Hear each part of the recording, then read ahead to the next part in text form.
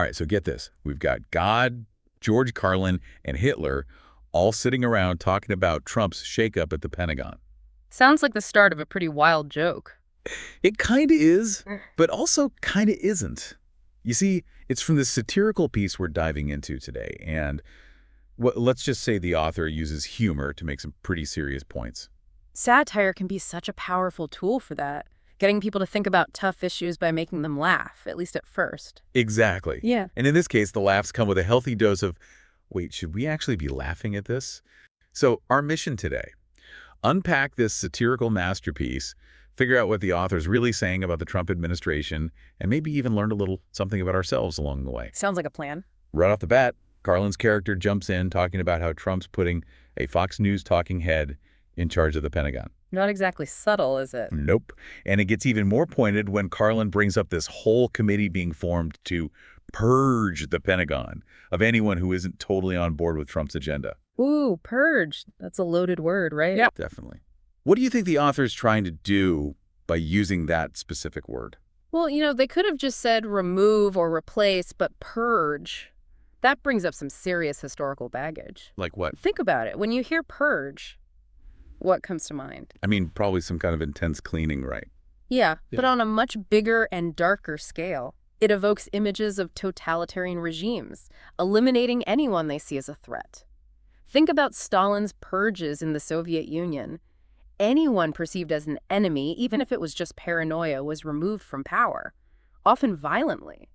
It's not exactly a word that screams democracy and freedom, is it? Not at all. So by using purge, the author is really hitting us over the head with a pretty strong message. Which is that what's happening at the Pentagon with these personnel changes might be way more sinister than it appears on the surface. That it could be a sign of something much more authoritarian and undemocratic brewing. And this whole historical danger vibe gets even stronger when Carlin talks about Trump demanding loyalty oaths from everyone in the Pentagon. Yes. The loyalty oath.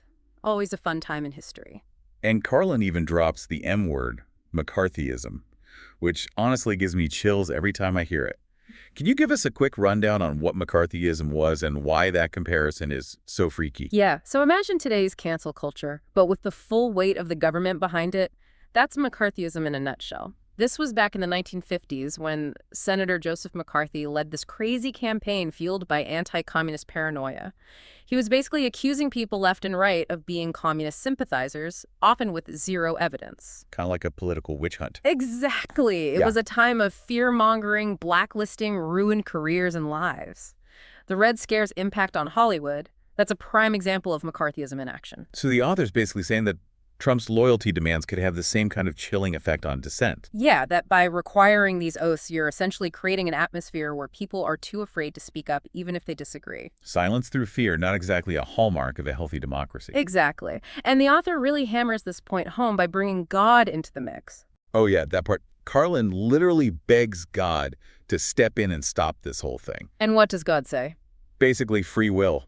Got to let them figure it out themselves. Yeah. Which honestly feels a little harsh, right? It does, doesn't it? But I don't think the author is just trying to paint God as this uncaring figure. So what's the message then? Maybe it's a reminder that we can't just sit back and wait for some divine intervention.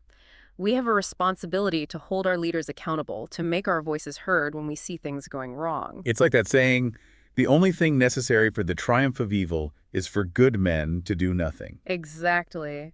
And to drive that point home even further, the author gives us this little exchange between Hitler and Carlin. You mean when Hitler hears about purging the military and he's all like, efficiency, I love it. Yeah. Yep, classic Hitler. Always a fan of streamlining things, especially when it involved eliminating people he didn't like. And Carlin, of course, shuts him down, reminding him that all that obsession with loyalty and efficiency didn't exactly work out so well for him in the end. So what's the takeaway there? It's a brilliant use of satire. By having Hitler, the poster child for totalitarian regimes, praise these actions, the author is showing us just how dangerous this whole thing could be. It's like, hey, if Hitler thinks this is a good idea, maybe it's time to pump the brakes. Right. It's a stark warning sign, a reminder that the road to tyranny is often paved with good intentions, or at least that's what they tell you. And before we get too doom and gloom, Carlin does mention that not everyone's just blindly going along with all this, that there are people pushing back, calling it a power grab. Exactly. And that's such an important point to remember. Even when things seem bleak, There are always those who are willing to stand up and resist. It's like a little flicker of hope in this whole mess. And in the end, God just kind of shrugs it off, right? It's almost like the author is saying, look, I've got bigger things to worry about. This is just one small drama playing out on a tiny stage. So what's the bigger picture then? Maybe it's a commentary on how we as a society have become desensitized to these kinds of power grabs. Or maybe it's a reflection of that feeling that our individual actions don't really matter in the grand scheme of things.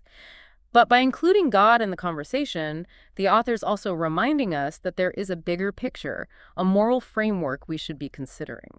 So it's not just about poking fun at Trump. It's about something deeper. Exactly. It's about using humor to make us think critically about power history and our own roles in shaping the political landscape. So what's the big question we should be asking ourselves after reading this? If satire can be so effective at highlighting these serious concerns about democratic erosion, how can we use humor to stay engaged with important issues without becoming complacent or desensitized to the real dangers they present? It's a delicate balance, isn't it? It definitely is. Something to ponder, for sure. For sure.